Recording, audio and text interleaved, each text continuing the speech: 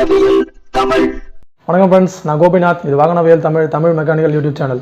இந்த வீடியோ நம்ம என்ன பார்க்க போகிறோம்னா, அதாவது பைக் இன்ஜின் ஃப்ளஷ், அதாவது நிறைய பேர் சொல்லுவாங்க இன்ஜின் வந்து ஃப்ளஷ் பண்ணணும் அப்படின்னு சொல்லிட்டு. அந்த ஃப்ளஷ் பண்ணுறதுனா என்ன, இன்ஜின் வந்து எப்போ ஃப்ளஷ் பண்ணணும், எதுக்காக பண்ணணும், எந்த மாதிரிலாம் இன்ஜினை ஃப்ளஷ் பண்ணக்கூடாது, இதை பற்றி தான் இந்த வீடியோவில் தெளிவாக நம்ம பார்க்க போகிறோம். ஃபஸ்ட்டு வந்து பார்த்திங்கன்னா, இன்ஜின் ஆயிலோட வேலை என்னென்னா, நம்ம இன்ஜினோட ஹீட்டை குறைக்கிறது, இன்ஜினுக்குள்ளே தேய்மானத்தை குறைச்சி ஒரு லூப்ரிகேட் பண்ணி இன்ஜினோட உராய்வு அதிகமாக இருக்கிற உராய்வை குறைச்சி இன்ஜினோட தேய்மானத்தை குறைக்கணும், வெப்பத்தை குறைக்கணும். அடுத்து பார்த்திங்கன்னா, இன்ஜினுக்குள்ளே அந்த கிளச் பிளேட், அந்த பிளேட்டோட துகள்கள், கியர்ஸோட துகள், இந்த மாதிரியான அழுக்கெல்லாம் வந்து க்ளீன் பண்ணி சர்க்குலேஷன் பண்ணி சுத்தமாக வச்சுக்கிறது தான் இன்ஜினோட வேலை.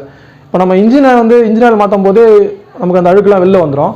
இருந்தாலும் இன்ஜினை எப்போ ஃப்ளஷ் பண்ணணும், எதுக்காக ஃப்ளஷ் பண்ணணும்னு பார்த்தீங்கன்னா, நம்ம சில நேரத்தில் வந்து கிளச் பிளேட் வந்து சுத்தமாக தேஞ்சு போயிட்டு இன்ஜின் ஆயில் கூட அந்த கிளச் பிளேட் துகள்லாம் ஓவராக கலந்து வந்து இன்ஜின் ஆயிலோட தன்மையே போயிடும். இன்ஜின் ஆயில் வந்து ரொம்ப கட்டியாக ஒரு மாதிரியாக குழன்னு சேரு மாதிரி ஆகிடும். அந்த மாதிரி டைமில் நம்ம இன்ஜின் வந்து ஃப்ளஷ் பண்ணணும். அதுக்கடுத்து வண்டி ஒரு ஃப்ளட்டில் மாட்டிச்சு, அதாவது ஒரு தண்ணியில் விழுந்துச்சு, ஒரு வெள்ளத்தில் மாட்டிச்சுன்னா, இன்ஜினுக்குள்ள தண்ணி போயிடுச்சுன்னா அந்த மாதிரி டைமில் நம்ம இன்ஜினை ஃப்ளஷ் பண்ணலாம். அதுக்கடுத்து பார்த்திங்கன்னா, சில நேரத்தில் வந்து என்ன ஆகுனா, இன்ஜின் ஆயிலே வந்து எரிஞ்சிடும். அதாவது நம்ம இன்ஜின் ஆயில் மாற்றாமல் ரொம்ப லாங்கான கிலோமீட்டர் ஓட்டிட்டு பேக் கம்ப்ரெஷனில் வந்து இன்ஜின் ஆயில் ஓவர் ஹீட் ஆகி எரிஞ்சிடும். அந்த மாதிரி எரிஞ்சிச்சுன்னா என்ன ஆகுனா, இன்ஜின் ஆயில் ஃபுல்லாக கார்பன் ஃபார்ம் ஆகிடும். அந்த மாதிரி டைமில் நம்ம இன்ஜினை ஃப்ளஷ் பண்ணலாம். இது மாதிரி தேவைப்படும் போது மட்டும்தான் நம்ம வந்து இன்ஜினை ஃப்ளஷ் பண்ணணும். தேவையில்லாமல் நம்ம அடிக்கடி ஒரு புது வண்டி ஒரு 5000 கிலோமீட்டர் இல்லை ஒரு 10,000 கிலோமீட்டர் ஓடின வண்டியை நம்ம எல்லாருமே பண்ணுறாங்கன்னு சொல்லி நம்மளும் ஃப்ளஷ் பண்ணக்கூடாது. அந்த மாதிரி அடிக்கடி ஃப்ளஷ் பண்ணாலும் என்ன ஆகுனா, இன்ஜினோட பேரிங்லாம் தேய்மானம் ஆகிடும். மெயினாக வந்து பார்த்திங்கன்னா, பேரிங்கில் வந்து எப்போவுமே வந்து ஆயிலோட அந்த லூப்ரிகேஷன் இருக்கணும். அந்த லூப்ரிகேஷன் இல்லாமல் நம்ம அடிக்கடி அதை ஃப்ளஷ் பண்ணிகிட்டே இருக்கும்போது என்ன ஆகுனா, கண்டிப்பாக பேரிங்லாம் சீக்கிரம் டேமேஜ் ஆகிடும். ரெண்டாவது பார்த்திங்கன்னா, எந்த மாதிரி ஃப்ளஷ் பண்ணணும். இப்போ நிறைய பேர் பார்த்திங்கன்னா, பெட்ரோல் ஊற்றி பண்ணலாமா, டீசல் ஊற்றி பண்ணலாமா, இல்லை ஃப்ளஷ் லிக்விட் யூஸ் பண்ணலாமா, இந்த மாதிரி நிறைய சந்தேகம் கேட்குறாங்க. இப்போ பார்த்திங்கன்னா, இன்ஜினை வந்து ஃப்ளஷ் பண்ணுறதை பற்றி மெக்கானிக் நடுவிலே வந்து நிறைய மாறுபட்ட கருத்துக்கள் தான் இருக்குது.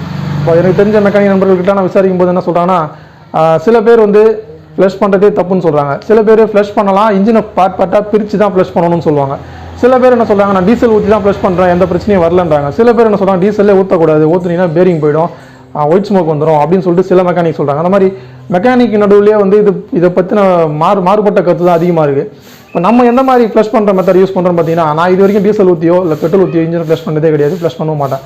ஏன்னா பெட்ரோல் கம்பல்சரி ஊற்றக்கூடாது. பெட்ரோல் ஊற்றினா கண்டிப்பாக பேரிங் டேமேஜ் ஆகிடும், தெரிஞ்ச விஷயம் தான். இன்ஜினுக்குள்ளே எந்த காரணம் கொண்டும் பெட்ரோல் போகக்கூடாது. ஃபஸ்ட்டு அது முதல்ல புரிஞ்சுக்க. ரெண்டாவது, டீசல் ஊற்றி ஃப்ளஷ் பண்ணுறது வந்து பார்த்திங்கன்னா, அது உங்களோட தனிப்பட்ட விருப்பம், ஓன் ரிஸ்க் தான். ஏன்னா வந்து அதை பற்றின ஒரு தெளிவான கருத்து மெக்கானிக் கிட்டே இல்லை. சில மெக்கானிக் நான் டீசல் ஊற்றி பண்ணுறேன்றாங்க, சில மெக்கானிக் நான் டீசல் ஊற்றவே மாட்டேன், ஃப்ளஷ் லிக்விட் மட்டும் தான் யூஸ் பண்ணுவேன்னு சொல்கிறாங்க. அதனால் பிரச்சனைகள் வந்ததுன்னா அது நீங்கள் தான் பொறுப்பு. டீசல் ஊற்றி பண்ணுறது உங்களோட தனிப்பட்ட விருப்பம் தான். அடுத்து பார்த்திங்கன்னா, ஃப்ளஷ் லிக்விட். இப்போ நிறைய ஃப்ளஷ் லிக்விட்லாம் வந்து நமக்கு மார்க்கெட்டில் அவைலபிளாக இருக்குது. 3M, மோட்டோவில் அந்த மாதிரி நிறைய இடத்துல கிடைக்குது. லிக்விமோலி ஃப்ளஷ் லிக்விட் யூஸ் பண்ணி நம்ம இன்ஜின் ஃப்ளஷ் பண்ணலாம், பிரச்சனை இல்லை. ஏன்னா அது வந்து அவங்க கம்பெனிக்காரங்களை ரெக்கமெண்ட் பண்ணுறாங்க. அதனால் பெரிய பிரச்சனைக்கு வரது வாய்ப்பு இல்லை. ஆனால் பெட்ரோல் ஊற்றக்கூடாது, டீசல் ஊற்றுறதும் ஊற்றாமல் இருக்கிறதும் உங்களோட விருப்பம் தான். ஏன்னா நான் இது வரைக்கும் பண்ணதில்லை, அதனால் பிரச்சனை வரும்னு சில மெக்கானிக் சொல்கிறாங்க, வராதுன்னு சில மெக்கானிக் சொல்கிறாங்க. அதனால் எதுன்னு நமக்கு சரியாக அதை ஜட்ஜ் பண்ண முடியல, அதனால் விட்டுருங்க. அதுக்கடுத்து பார்த்தீங்கன்னா, ஃப்ளஷ் லிக்விடில் நம்ம எப்படி ஃப்ளஷ் பண்ணணும். இப்போ நம்ம இந்த வண்டியில் பார்த்தீங்கன்னா ஃப்ளஷ் லிக்விட் வச்சு தான் ஃப்ளஷ் பண்ண போகிறோம். இந்த NS 160 இது நம்ம எப்படி ஃப்ளஷ் பண்ணுறது, சும்மா இன்ஜின் ஃப்ளஷ் பற்றி பேசிக் மட்டும் பார்ப்போம், எப்படி பண்ணுறோம்னு சொல்லிட்டு பார்ப்போம். ஃபஸ்ட்டு நம்ம 3M இந்த ஃப்ளஷ் லிக்விட் தான் வாங்கியிருக்கோம், கஸ்டமரை வாங்கிட்டு வந்துட்டார். இது பார்த்தீங்கன்னா ஒரு 340 ரூபா கிட்ட வருது.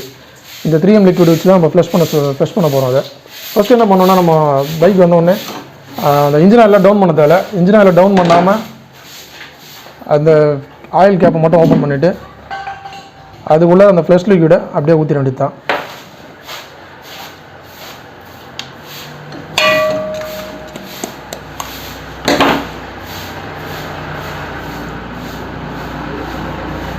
இது 50 ml வரும். இது ரொம்ப காஸ்ட்லி தான், இருந்தாலும் கஸ்டமர் வாங்கி வந்துட்டார், அதனால் நம்ம இதை வச்சே பண்ணிக்கலாம்.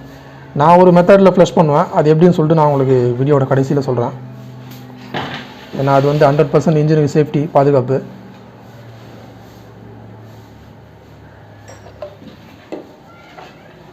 அந்த ஆயிலை ஊற்றிட்டு ஆயில் கேப்பை போட்டுருங்க. ஃப்ளஷ் ஆயிலை ஊற்றுனதுக்கப்புறம் ஆயில் கேப்பை போட்டுட்டு பைக்கை ஸ்டார்ட் பண்ணி ஒரு 10 நிமிஷம் ஆட வேணும்.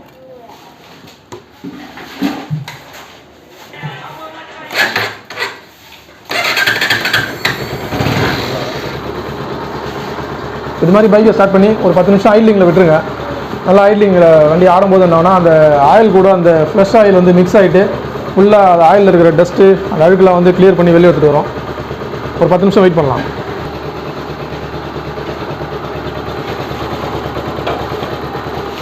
இப்போ பார்த்தீங்கன்னா ஒரு 10 நிமிஷம் வண்டி ஐட்லிங் ஆடிட்டுருக்கு. இப்போ என்ன பண்ணணும்னா அடுத்து கியர் போட்டு கியர் பாக்ஸ் ரொட்டேஷன் பண்ணணும். கியர் பாக்ஸ்க்குள்ளே இருக்கிற அந்த அழுக்கு எல்லாம் வந்து சர்க்குலேஷன் பண்ணணும். இப்போ நான் ஒரு கியராக போடுறேன். ஆக்சிலேட்டர் கொடுக்கும், லைட்டாக கொடுக்கும், மெதுவாக ஆக்சிலேட்டர் கொடுத்து ஒரு கியராக சேஞ்ச் பண்ணி கியர் பாக்ஸை சர்க்குலேஷன் பண்ணணும், அதாவது ஃப்ளஷ் பண்ணணும். இப்போ பார்த்தீங்கன்னா அந்த மாதிரி கியர் சேஞ்ச் பண்ணும்போது கியர் பாக்ஸில் இருக்கிற எல்லா டஸ்ட்டும் வந்து சர்க்குலேஷன் ஆகிடும்.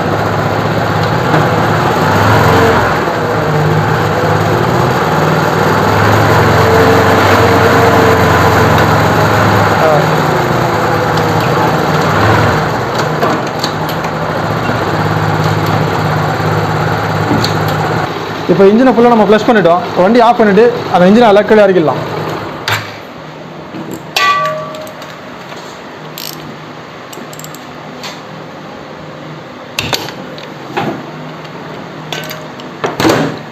இன்ஜின் ஆயில் எப்படி வருதுன்னு பார்ப்போம். ரொம்ப அழுக்காக வருதா இல்லை க்ளீனாக வருதா?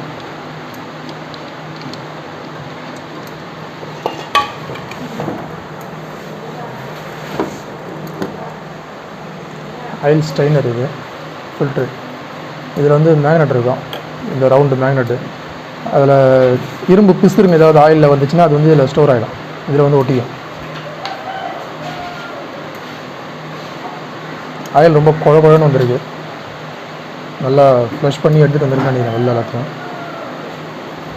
நல்லா ஒரு 10 நிமிஷம் ஆயிலை ட்ரைன் பண்ண விட்டுருந்தோம். நம்ம அந்த பக்கம் ஆயில் ஃபில்டரை கழட்டிடலாம். ஏன்னா இன்ஜினை ஃப்ளஷ் பண்ணால் கம்பல்சரி ஆயில் ஃபில்ட்ரு மாற்றி ஆகணும், ஆயில் ஸ்ட்ரெயினரை க்ளீன் பண்ணி ஆகணும்.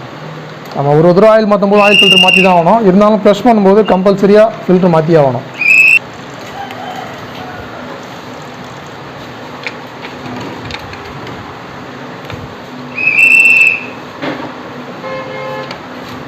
ஃபில்டரை கழட்டிப்போம்.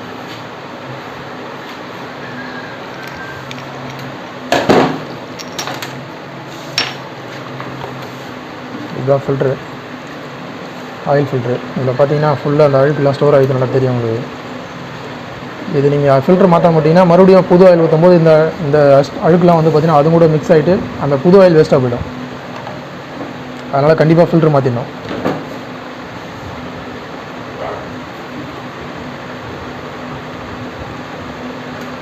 ஒரு 10 நிமிஷம் அப்படியே ட்ரைன் ஆகட்டும். இந்த மாதிரி வண்டி நல்லா சாய்ச்சி அந்த ஆயில் ஃபுல்லாக ட்ரைன் ஆகிற வரைக்கும் ட்ரைன் பண்ணணும்.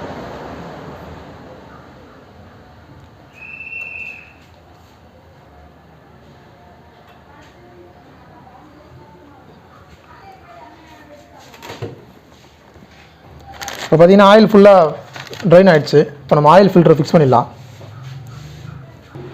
ஆயில் ஃபில்டரில் கொஞ்சம் லைட்டாக புது ஆயில் ஃபில் பண்ணிக்கங்க, ஏன்னா சர்க்குலேஷன் கொஞ்சம் சீக்கிரமாக ஆகும். அதே தான், வண்டியை ஸ்டார்ட் பண்ண உடனே ஆயில் வந்து சர்க்குலேஷன் ஆக ஆரம்பிச்சிடும். அதுக்காக தான் ஆயில் ஊற்றுறது. ஃபில்ட்ரு ஃபுல்லானதுக்கப்புறம் ஆயில் வெளில போகணுன்னா ஒரு 2-3 செகண்ட் லேட் ஆகும். நம்ம இந்த மாதிரி ஆயில் ஃபில் பண்ணி ஃபில்ட்ரு மாட்டும் போது சர்க்குலேஷன் உடனே இருக்கும். உடனடியாக ஹெட்டுக்கு கேம் சாப்டுலாம் வந்து ஆயில் ஃபில் ஆகிடும். இந்த ஓரிங்லாம் கரெக்டாக சீட்டிங் பண்ணிட்டு இந்த பல்சரில் அதாவது பஜாஜ் வண்டிங்களில் ஆயில் ஃபில்டர் கேப் வந்து ஈஸியாக மாட்டலாம். இது நமக்கு வந்து இந்த முக்கோணத்தை எப்படி வைக்கிறதுன்னு சொல்லிட்டு நிறைய பேர் கன்ஃபியூஷன் வரும். அந்த கன்ஃபியூஷன்லாம் இல்லாமல் சிம்பிளாக மாட்டுறது ஒரு ட்ரிக் சொல்லித்தரேன். இந்த முக்கோணத்தை பார்த்தீங்கன்னா ஒரு பக்கம் மட்டும் இந்த மாதிரி ஒரு சின்ன கோடு போட்டிருப்பாங்க, அது மற்ற பக்கத்துலாம் இருக்காது. அந்த கோடு போட்ட பக்கத்தை கீழ்ப்பக்கம் வச்சு மாட்டணும்.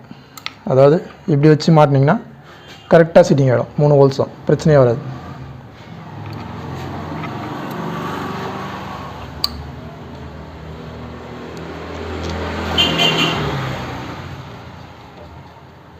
போல்டை டைட் பண்ணிக்கலாம். ட்ரை போல்ட்டோட ஆயில் ஃபில்டரோட போல்டை டைட் பண்ணிக்கலாம். மீடியமாக டைட் பண்ணுங்கள், ஏன்னா சீக்கிரமாக மர போயிடும். ஓவர் டைட் பண்ணிங்கன்னா டப்புன்னு மர போயிடும். அதுக்கப்புறம் அது ஆயில் லீக் ஆக ஆரம்பிச்சிடும். நம்ம த்ரெட்டு போடணும், ரீத்ரெட் போடணும், நிறைய வேலை வாங்கிடும். இந்த போல்டெலாம் வந்து மீடியமாக டைட் பண்ணால் போதும். இப்போ அடுத்து நம்ம ட்ரை போல்ட்டை போட்டுடலாம். நம்ம இப்போ இந்த ட்ரை போல்ட்டை போடுறதுக்கு முன்னாடி இந்த ஸ்ட்ரைனரை நல்லா ஃபுல்லாக பக்காவாக க்ளீன் பண்ணிடணும். நான் ஆல்ரெடி க்ளீன் பண்ணிட்டேன். அடுத்து இந்த ஆயில் ட்ரை ஹோல்ஸை நல்லா க்ளீனாக தொடச்சிட்டு அதுக்கப்புறம் ஸ்ட்ரெயினரை போட்டுட்டு ஸ்ட்ரெயினர் சீட்டிங் ஆனதுக்கப்புறம் ஆயில் கேப்பை போட்டுட்டு ஆயில் கேப் நல்லா தொடச்சிட்டு அந்த ஓரிங்லாம் நல்லா செக் பண்ணிடணும். ஓரிங் ஏதாவது டேமேஜ் இருந்துச்சுன்னா ஆயில் லீக் ஆகும். செக் பண்ணிவிட்டு ஆயில் கேப்பை ஃபில் பண்ணிடலாம், டைட் பண்ணிடலாம். இந்த போல்டுலாம் கூட வந்து ஓவர் டைட் வைக்கக்கூடாது, ஏன்னா அலுமினியம் அது டப்புன்னு உடஞ்சிடும். அதனால் லிமிட்டாக டைட் வச்சு லாக் ஆகிடுச்சுன்னா விட்டுணும். அப்புறம் நம்ம ஆயில் ஃபில்டர் மாட்டிட்டோம், ட்ரை போல்ட்டும் போட்டாச்சு. ஆயிலை ஃபில் பண்ணிடலாம்.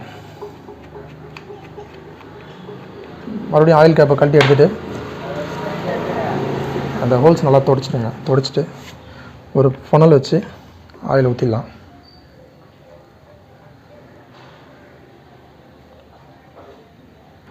இப்போ நம்ம ஆயில் ஊற்றி முடிச்சிட்டோம். நல்லா அந்த ஆயில் ஹோல்ஸ் நல்லா தொடச்சிடணும். தொடச்சிட்டா உங்களுக்கு ஆயில் கசிகிற ப்ராப்ளம் கிடையாது.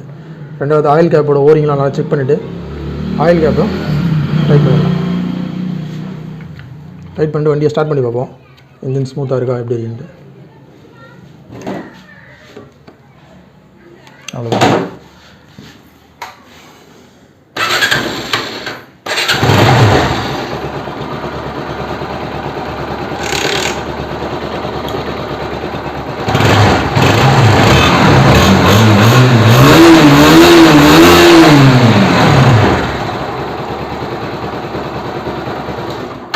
பைக் நல்லா ஸ்மூத்தாக இருக்குது.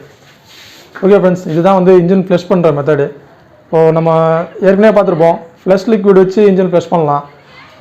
பெட்ரோல் கண்டிப்பாக ஊற்றவே கூடாது இன்ஜினுக்குள்ளார. ரெண்டாவது டீசல் ஊற்றுறதை பற்றி பார்த்திங்கன்னா அது நிறைய மாறுபட்ட கருத்து தான் இருக்குது. அது வந்து உங்களோட தனிப்பட்ட விருப்பம், தனிப்பட்ட ரிஸ்கில் தான் நீங்கள் பண்ணணும். ஏன்னா நான் இது வரைக்கும் டீசல் ஊற்றி ஃப்ளஷ் பண்ணதில்லை. ஏன்னா டீசல் ஊற்றினா ஒயிட் ஸ்மோக் வந்துடும், இல்லை பேரிங் போயிடும்னு சொல்லிட்டு நிறைய பேர் அனுபவப்பட்டு சொல்லியிருக்காங்க. சில பேர் அந்த மாதிரி நாங்கள் பண்ணிட்டு தான் இருக்கோம், பிரச்சனையே வரலன்னு சொல்கிறாங்க. நம்ம ரிஸ்க் எடுக்க முடியாது. இது வரைக்கும் நான் ரிஸ்க் எடுத்தது இல்லை அந்த மாதிரி. ஏன்னா என் வண்டியில் ஒன்றும் ட்ரை பண்ணி பார்த்துட்டு நான் வீடியோ போடுறேன் உங்களுக்கு. ரெண்டாவது நான் எப்படி ஃப்ளஷ் பண்ணுவேன்னா, நான் வந்து ஒரு பாதுகாப்பான மெத்தட் யூஸ் பண்ணுவேன். அதாவது ஒரு சப்போஸ் ஒரு வண்டி கிளச் பிளேட் போயிட்டு என்கிட்ட வருது, ஆயில் வந்து கண்டாமினேட் ஆகிடுச்சு, ரொம்ப குழன்னு ஆகிடுச்சு, என்ன பண்ணுவேன்னா அந்த ஆயிலை ஃபுல்லாக முதல்ல ட்ரைன் பண்ணிட்டு லோ குவாலிட்டி ஆயில், அதாவது இந்த 100 ரூபா 150 ரூபாய்க்கு லிட்டர்லாம் கிடைக்கும், அந்த மாதிரி ஆயிலை வாங்கி இன்ஜின் உள்ளார ஊற்றி பைக்கை ஸ்டார்ட் பண்ணுவேன். ஸ்டார்ட் பண்ணி ஒரு 10 நிமிஷமோ இல்லை 1/2 hour வண்டி நல்லா அதை ஃப்ளஷ் பண்ண வைப்பேன். இன்ஜினுக்குள்ளார ஃப்ளஷ் பண்ண வச்சோடனே என்ன ஆகுனா அந்த அழுக்கு எல்லாமே இந்த புது ஆயில் கூட மிக்ஸ் ஆகிட்டு அது நல்லா சர்க்குலேஷன் ஆகிட்டு இருக்கும். அப்போ என்ன பண்ணுவோம்னா அந்த புது ஆயிலை கீழே இறக்கிட்டு, அந்த லோ குவாலிட்டி ஆயிலை கீழே இறக்கிட்டு அதுக்கப்புறம் நம்ம எப்போவுமே பண்ணுற மாதிரி ஒரிஜினல் குவாலிட்டியான ஆயில் வாங்கி நம்ம ஊற்றி வண்டி ஓட்டும் போது நமக்கு ஃப்ளஷ் பண்ண மாதிரி ஆகிடும். இன்ஜினில் பேரிங்கோ இல்லை இன்ஜினுக்கு எந்த பிரச்சனையும் வராது. இந்த மாதிரி மெத்தட் தான் நான் யூஸ் பண்ணுவேன். இது வந்து ஒரு பாதுகாப்பான மெத்தட் இது. ஏன்னா நம்ம ஃப்ளஷ் லிக்விடும் காஸ்ட்லியாக இருக்குது, டீசல் ஊற்றினாலும் ரிஸ்க் இருக்குன்னும் போது நம்ம இது மாதிரி ஒரு 150 ரூபா ஆயில் வாங்கி ஊற்றும் போது நமக்கு பிரச்சனை கிடையாது. இன்ஜினுக்கும் பாதுகாப்பு, இன்ஜினும் ஃப்ரெஷ் ஆகிடும். அதனால் இந்த மெத்தட் தான் நான் ஃபாலோ பண்ணுறேன். உங்களுக்கு விருப்பம் தான் நீங்கள் இதை ஃபாலோ பண்ணலாம். அடுத்து நீங்கள் எந்த முறையில் ஃப்ளஷ் பண்ணுறீங்க, ஃப்ளஷ் லிக்விட் பயன்படுத்துறீங்களா, இல்லை டீசல் ஊற்றி பண்ணியிருக்கீங்களா, டீசல் ஊற்றி பண்ணதால் ஏன்னா பிரச்சனை வந்ததா வரலையான்னு சொல்லி நீங்கள் கமெண்ட்டில் சொல்லுங்கள். நம்ம வீடியோ பிடிச்சிருந்தா லைக் பண்ணுங்கள், நம்ம சேனல் பிடிச்சிருந்தா சப்ஸ்கிரைப் பண்ணுங்கள். நம்ம வீடியோவில் ஏதாவது குறைகள் சந்தேகம் இருந்தால் கமெண்ட்டில் கேளுங்க. நம்ம வீடியோவை ஷேர் பண்ணுங்கள். நன்றி ஃப்ரெண்ட்ஸ்.